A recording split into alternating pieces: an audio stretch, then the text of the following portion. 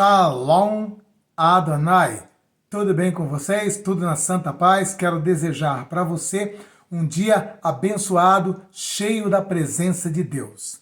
Estamos aqui para trazer uma informação super importante e relevante, principalmente pelo fator de quem está trazendo esta informação. E a informação é esta mesmo que você está vendo aí na capa desse vídeo e aqui no título. Estamos aproximadamente entre 3 a 4 meses da Terceira Guerra Mundial. Sim, entre 3 e 4 meses o mundo pode entrar em uma guerra mundial. Quem está dizendo isso não é uma pessoa qualquer, é o presidente da Sérvia, um país importante do leste europeu, um país muito influente. E esse presidente aqui que está trazendo essa informação para o mundo, e ele relatou isso em uma entrevista em um canal lá na Suíça, ele, além de ser presidente da Sérvia, ele é amigo, ele tem um bom relacionamento com o Putin. Será que o Putin passou algumas informações para ele? E ele está se preparando, está comunicando ao mundo e também disse que já está tomando medidas providenciais no seu próprio país, se preparando para esse conflito, que ele diz que começa entre 3 a 4 meses. É sobre isso que nós vamos falar. E antes de entrar na matéria, deixa eu te pedir, se inscreva no canal, deixa o seu like, o seu joinha. Enquanto eu estou falando aqui mesmo, ó, aqui embaixo tem o inscreva-se. Inscreva-se aí, me dê essa força, me dê essa moral, deixa o seu like, o seu joinha. É muito importante também um comentário, fala para mim de onde você está me ouvindo, tá bom? Vou ler todos os comentários. Vamos então à informação aqui, tá? Presidente sérvio Aleksandar Vučić prevê guerra mundial em breve. Estamos no limite. Vamos aqui às informações que esse presidente está trazendo. O presidente sérvio Aleksandar Vučić fez uma previsão alarmante durante uma entrevista ao semanário suíço Weltwoche, declarando que a Sérvia está controlando suas reservas de petróleo, farinha e açúcar em preparação para uma possível guerra mundial, que ele acredita que ocorrerá dentro de 3 a 4 meses. Alexander, conhecido por suas boas relações com o presidente russo Vladimir Putin, e Moscou, sugere que ele pode estar ciente de movimentações nos bastidores que indicam um aumento iminente das tensões globais. Então veja bem, ele tem um acesso a Moscou, ele tem um bom relacionamento com o Vladimir Putin, né? E depois eu também quero trazer outras informações importantes que vai fazer um elo com essas informações que o presidente da Sérvia está trazendo a um órgão de comunicação na Suíça. Vamos prosseguindo aqui. A escalada da retórica e o impasse global. Durante a entrevista, Alexander expressou uma preocupação com a deterioração da retórica global, comparando a situação atual a períodos críticos da história. Ele destacou que a comunicação entre as grandes potências está cada vez mais agressiva e que a paz é uma palavra praticamente proibida nas discussões internacionais. Sim, e nisto ele tem muita razão. Por quê? Porque na realidade os globalistas querem esse conflito. Os senhores do mundo querem esse conflito. Vocês têm visto, nós temos passado aqui para vocês as ações do Macron, né? Lá na França, as ações do Olaf Scholz lá na Alemanha, as ações do próprio Joe Biden, as ações do líder da OTAN. Todas elas contribuem e todas elas aparentam que eles estão sim dizendo que querem apagar o fogo, mas com gasolina, né? Vamos prosseguindo aqui. A impossibilidade de derrota para ambas as partes. Alexander enfatizou que tanto a OTAN e os Estados Unidos quanto a Rússia estão em posições onde não podem se dar ao luxo de perder a guerra na Ucrânia, o que torna a situação ainda mais perigosa. Segundo ele, uma derrota ocidental, ou seja, para a OTAN e os Estados Unidos na Ucrânia, resultaria em uma deterioração geopolítica irreparável para a Europa e para todo o Ocidente de uma forma coletiva. Enquanto uma derrota para Putin significaria o fim da sua liderança e possivelmente da própria Rússia como a conhecemos. Sim, e é dito por aí, várias lideranças estão até mesmo propondo, né? Como a Rússia é um território muito grande, estão propondo em fatiar a Rússia em vários países, né? Nessa reunião que teve do G7 lá, esse final de semana, foi até proposto lá em fatiar a Rússia em 200 países, para vocês verem que tudo está mais ou menos linkado, né? Vamos prosseguindo aqui. Preparativos na Sérvia e o futuro incerto.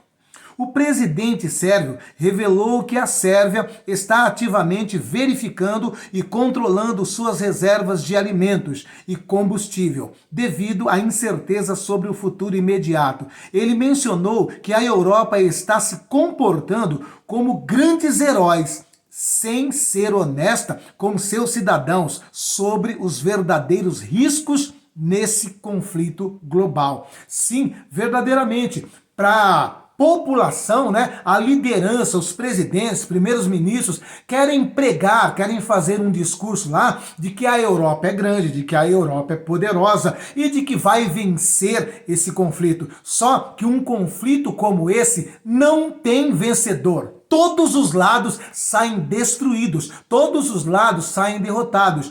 E principalmente a perda maior, a baixa maior, se dará no grupo de jovens, que está na escala aí de 18 até 30 anos de idade, né? E falando nisso, inclusive, lá nos Estados Unidos está sendo já votado uma lei, já foi aprovado na Casa Baixa, agora vai para o Senado, chamado Casa Alta, né?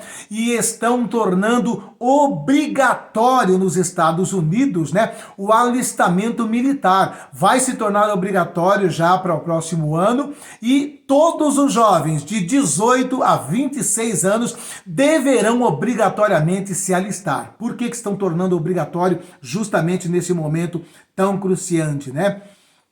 Hoje verifiquei a quantidade dos nossos estoques de óleo, diz o presidente da Sérvia.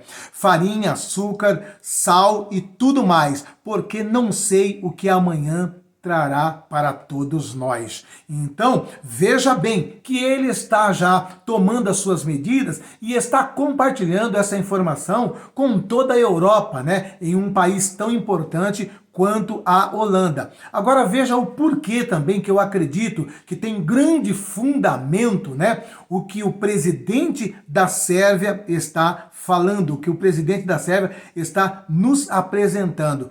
Olha só o que diz aqui o UOL sobre o chefe da OTAN. Diz aqui essa matéria da UOL, preste atenção. Chefe da OTAN defende mais armas para a Ucrânia. Você está vendo? É por isso que eu disse ali, estão fazendo um discurso de apagar o fogo, mas só que apagar o fogo com gasolina, né? Então o chefe da OTAN, ele está defendendo mais armas para a Ucrânia e que China pague por apoio à Rússia. Então vai prestando atenção, a situação está muito tensa e complicada, por quê? Porque hoje já está, bem dizer, resolvido essa situação. A China está do lado da Rússia. As duas maiores potências em se tratando de aparatos bélicos, né? Vamos seguindo aqui da matéria da UOL.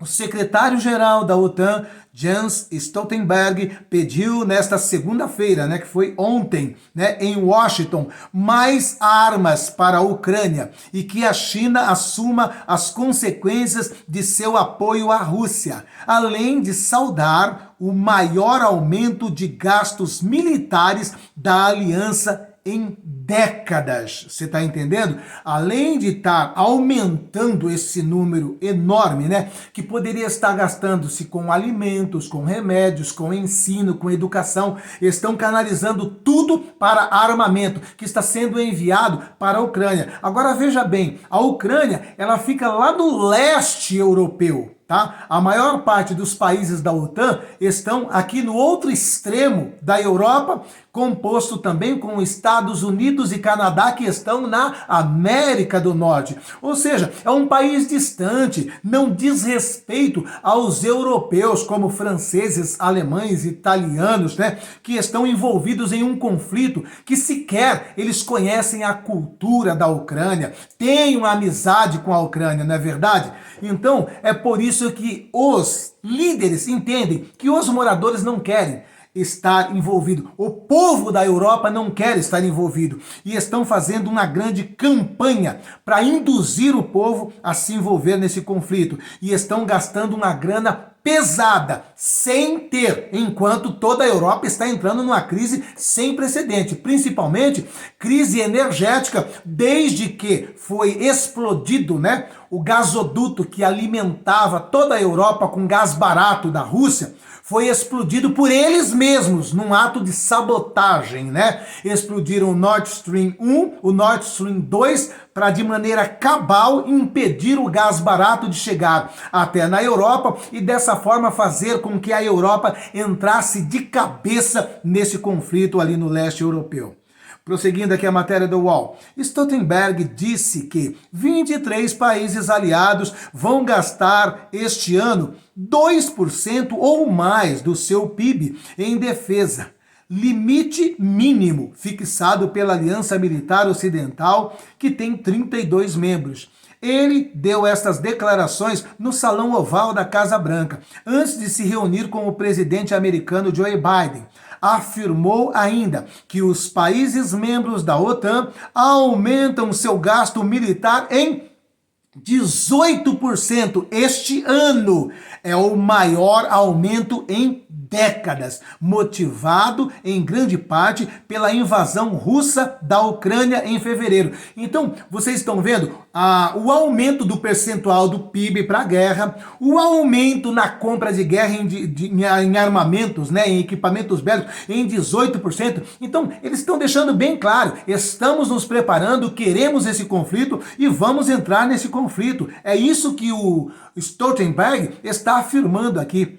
É um recorde, comentou Joe Biden. Seu antecessor republicano e adversário nas eleições presidenciais de novembro, Donald Trump, semeou pânico na Europa em fevereiro ao ameaçar parar de garantir a proteção dos países da OTAN contra a Rússia, caso não paguem o suficiente para sua defesa. Stoltenberg, que deixará o cargo à frente da Organização do Tratado do Atlântico Norte, em outubro, chegou à capital americana para acertar os detalhes da próxima cúpula da aliança, que será realizada em Washington entre 9 e 11 de julho, por ocasião dos 75 anos da criação do tratado, Então preste atenção, Em julho ainda se terá essa reunião e provavelmente essa reunião é para aumentar o investimento maciço, no percentual do PIB e em compras de armamento para alimentar esse conflito contra a Rússia. E não bastando isso também, já estão articulando aí uma movimentação, estão fazendo os preparativos logísticos para uma movimentação de 300 mil soldados europeus para entrar nesse conflito aí. Já estão articulando, mapeando várias áreas, vários caminhos para fazer uma logística de colocar dentro do conflito 300 mil militares da Europa. Agora, só que se você for comparar isso frente ao que a Rússia já tem ali na Ucrânia, não seria tão grande coisa, porque hoje a Rússia está com 700 mil soldados ali envolvido nesse conflito. E o Putin já disse que está se preparando para chegar na casa de 1 milhão de soldados. Então estamos vendo essa escalada e vamos percebendo com essas informações, com esses assuntos paralelos, que o presidente da Sérvia tem razão naquilo que ele está falando, né? E agora, para concluir aqui, eu quero falar sobre o que aconteceu neste final de semana, né? O que aconteceu neste final de semana, ali na questão ali da declaração de cúpula de paz na Suíça, né? Aproveitaram para fazer essa declaração de paz. Tentaram articular uma pseudo-paz entre Rússia e Ucrânia, né? Agora, o curioso é que eles fizeram uma cúpula da paz desse conflito sem estar as partes envolvidas. Como que você vai fazer um acordo de paz se a Rússia não está sentada na mesa? Como você vai fazer um acordo de paz se a Rússia não está conversando ali com a Ucrânia? A Rússia de um lado, a Ucrânia de outro. Como você vai fazer um tratado dessa envergadura, um tratado de paz, sendo que um dos países mais poderosos do mundo em armamento bélico também não está sentado na mesa, que é a China? Não esteve lá. Então fizeram um acordo para inglês ver. O próprio Brasil, né, com o Mula que estava lá, não assinou o acordo. Teve vários países que assinou, mas foi um tratado sem unanimidade nesse domingo agora lá. Então eu estou trazendo mais essa informação para mostrar para vocês também que até eles estão também tentando apagar esse fogo com gasolina. Estão fazendo essas articulações, fazendo uma reunião, colocando esse título bonito aqui, né, ó. Cúpula de paz na Suíça. Cúpula de paz. Cúpula de paz sem que o que está envolvido na guerra se sente na mesa. Cúpula de paz sem com que um dos maiores países do mundo com poder bélico também não se senta na mesa e é parceiro do outro que não se sentou na mesa, porque a China é parceira, está aliada aí com a Rússia. Então não houve unanimidade, né? Olha o que diz aqui essa informação aqui da Agência Brasil. Sem unanimidade. Ao fim da cúpula para a paz na Ucrânia, na Suíça, não houve unanimidade entre as 101 delegações de países. O documento que pede que todas as partes do conflito armado estejam envolvidas para alcançar paz foi assinado por 84 países, incluindo lideranças da União Europeia, dos Estados Unidos, do Japão, da Argentina e os africanos. Agora, veja bem aqui um detalhe bastante interessante, né? Deixa eu pegar aqui para vocês verem aqui uma coisa interessante aqui, que inclusive envolve o próprio BRICS, né? Vamos lá. Segundo a agência de notícias espanhola, EFE, entre os países que não assinaram o comunicado estão os membros do BRICS, que é importantíssimo, né? No qual inclui aí a Rússia, a Índia, a China, a África do Sul e Brasil. Bloco formado por Brasil, Rússia, Índia, China e África do Sul. Sendo que Rússia e China sequer enviaram representantes. Também não assinaram o documento. Não assinaram o documento a Armênia, o Bahrein, Indonésia, Líbia, Arábia Saudita, Tailândia, Emirados Árabes Unidos e México. Olha quantos países que também não assinaram, né? E não bastando tudo isso aí, né? Já que falou aqui da Arábia Saudita, que também não assinou, também uma coisa que vai favorecer para que de fato aconteça um conflito é que, na realidade, a Arábia Saudita agora deu um tiro de misericórdia nos Estados Unidos. Os Estados Unidos está com uma dívida de quase 35 trilhões de dólares. Não bastando isso, né? O que mantinha o dólar ali em um patamar de moeda segura, né? E muitos países usavam o dólar para lastrear a sua moeda, o que ocorre? A Arábia Saudita diz que vai terminar o acordo do chamado petrodólar, em que todo o petróleo que era vendido pela Arábia Saudita era negociado somente com dólar, em qualquer canto do mundo, para qualquer país do mundo, somente em dólar. Eles dizem que vão acabar com esse acordo.